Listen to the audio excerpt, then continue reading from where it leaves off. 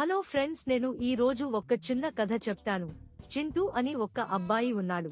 చింటూ బాగా కొంటె పిల్లవాడు. ఎవరు ఏం అడిగినా ఏదో ఒక అబద్ధాలు చెప్తుంటాడు.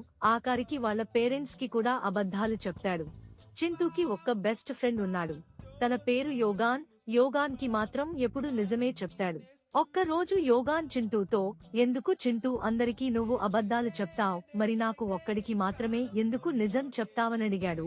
అప్పుడు చింటూ, యోగాన్ అందరూ నా నుంచే ఏదో ఒక్కటి ఎక్స్పెక్ట్ చేసి నన్ను ఏదో ఒక్కటి అడుగుతూ ఉంటారు. మా పేరెంట్స్ కూడా అంతే.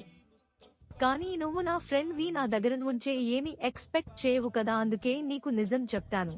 లైఫ్ లో ఏ రిలేషన్షిప్ అయినా ఏదో ఒక్కటి ఎక్స్పెక్ట్ చేస్తారు, కానీ ఫ్రెండ్షిప్ లో మాత్రం ఎలాంటి ఎక్స్పెక్టేషన్స్ ఉండవు అని చెప్పి హ్యాపీ ఫ్రెండ్షిప్ డే అని చెప్తాడు చింటూ.